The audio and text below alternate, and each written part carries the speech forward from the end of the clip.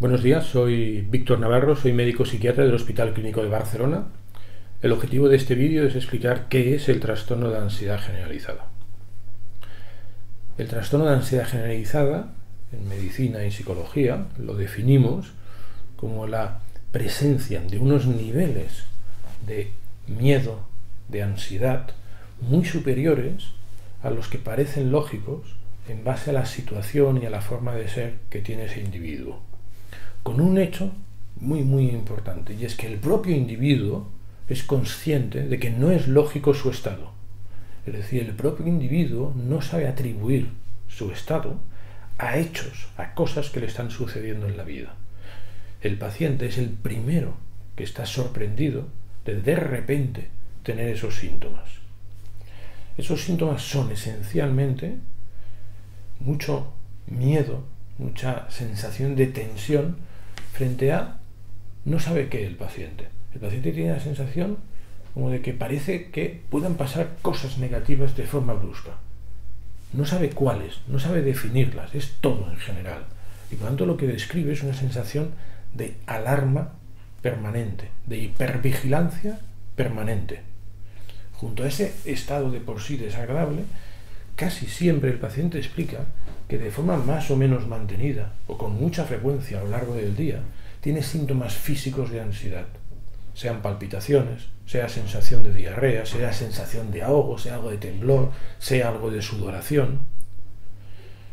Todo eso junto hace que con mucha frecuencia el paciente, si está haciendo algo en una situación de no gran confort para él, pueda tener que dejar de hacerlo, tenga que huir de la situación por esa sensación de alarma que pueda estar creciendo en ese momento.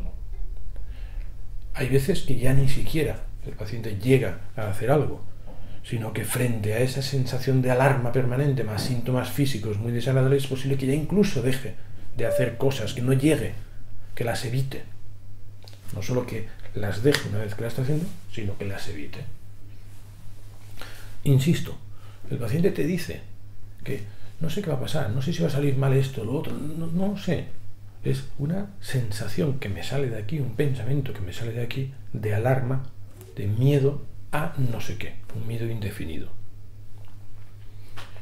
Uno podría interpretar que si una persona tiene una sensación de miedo mantenida, es que por su forma de ser es una persona muy asustadiza, muy ansiosa, que se agobia con todo. Pues no.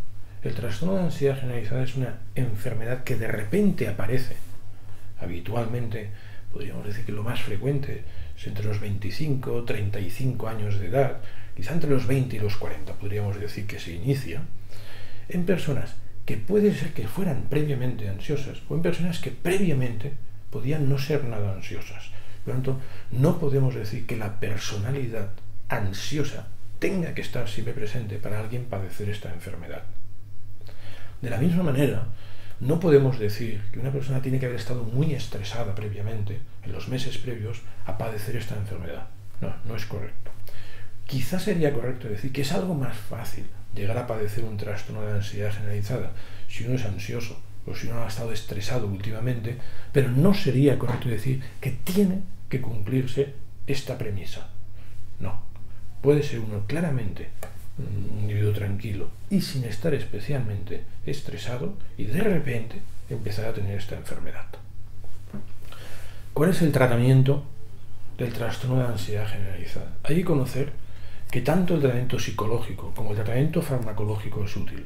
Conocer ventajas e inconvenientes de uno y de otro. Yo diría que el tratamiento psicológico tiene un aspecto muy importante en esta enfermedad. Primero, porque es eficaz como tratamiento, y segundo, porque esta enfermedad tiene tendencia a ir presentándose en forma de recaídas. Es decir, que una vez que hemos conseguido frenar los síntomas agudos de la enfermedad, tenemos que avisar al paciente de que es posible que al cabo de 3 meses, al cabo de 3 años o al cabo de 5 años vuelvan a venir los síntomas. Todo lo que uno haya conseguido aprender o curar a partir del tratamiento psicológico lo podrá volver a aplicar en el futuro si hay un reinicio de la enfermedad, y por tanto uno mismo puede frenar la enfermedad, frenar las consecuencias de la enfermedad si ha hecho un buen aprendizaje del tratamiento psicológico.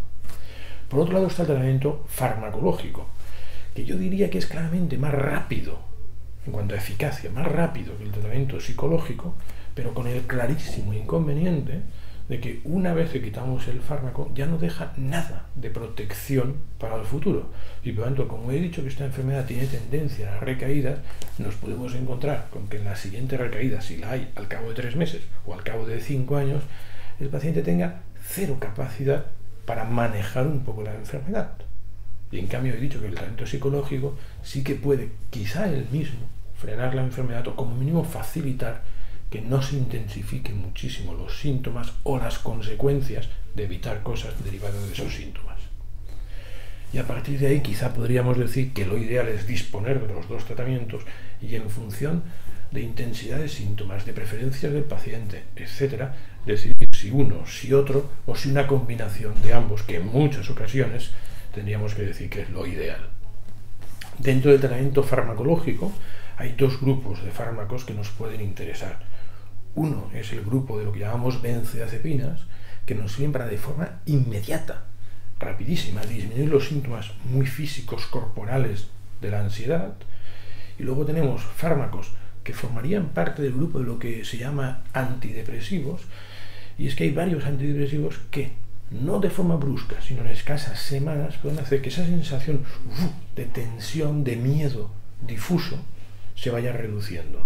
Por tanto, las benzodiazepinas de forma brusca disminuyen síntomas tipo palpitaciones, ahogo, y en cambio la sensación de temor, que es lo clave en esta enfermedad, responde a algún grupo de fármacos antidepresivos, pero responde tras semanas de tratamiento.